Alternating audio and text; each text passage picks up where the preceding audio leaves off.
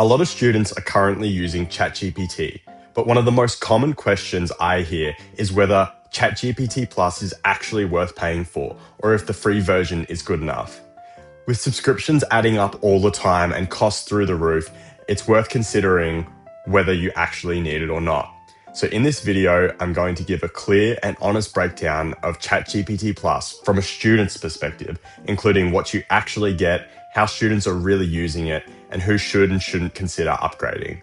Now keep in mind, this is not a promotion and it's just an honest review to help you decide what's best for you. So let's jump right in. What ChatGPT Plus actually is. Now ChatGPT Plus is the paid version of ChatGPT. At the time of recording, it gives you access to more advanced models, faster response times, and additional tools that are not available on the free plan. For students, the biggest difference is not speed, it's quality.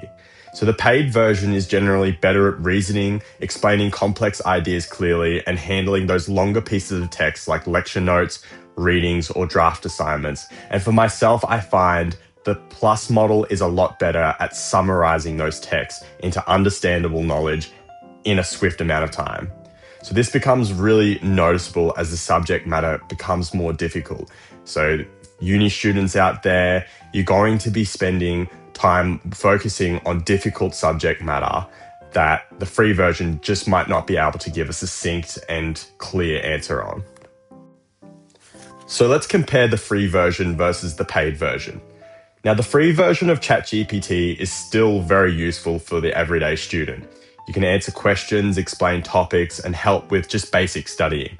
However, students notice limitations when you get onto the more difficult topics and complex subjects, and the input is longer, the explanation needs more depth, and that's where the free version will tend to struggle.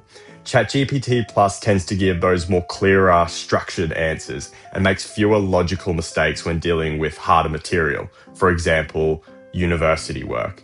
This is where the difference starts to matter for some students. So how do students actually use ChatGPT Plus?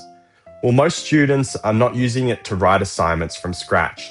Instead, they use it as a study assistant.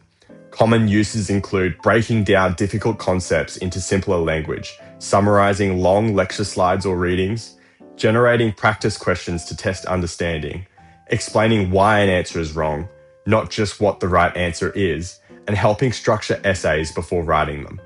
One of the most useful features is being able to paste in large sections of notes and ask for succinct explanations or summaries. This saves time and helps students focus on understanding rather than just rereading.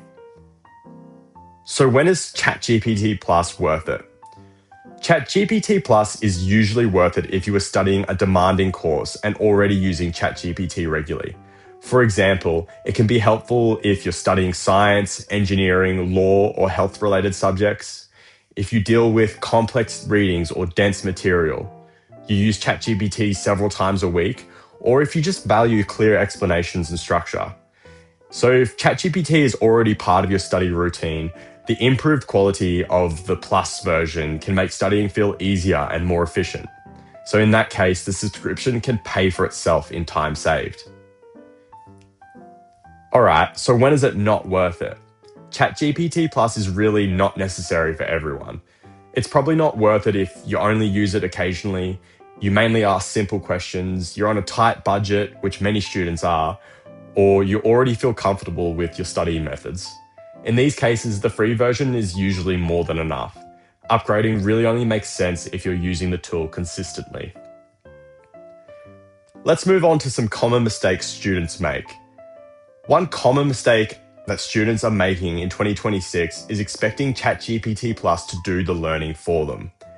AI tools work best when they support understanding, not replace it. Another mistake is using the tool without checking the output. Even the paid version can make mistakes, especially with facts or references, and treating it as an assistant, not a source of truth. Used responsibly, it can improve learning rather than harm it. So the final verdict, is ChatGPT Plus worth it for students? As with many things, the answer is yes, but only if it is used regularly and responsibly. It does not replace learning, but it can make studying clearer, faster, and less stressful. If you already rely on ChatGPT as part of your study routine, upgrading can be a really reasonable decision. If you found this review helpful, consider subscribing for more honest breakdowns of AI and productivity tools for students. Thanks for watching.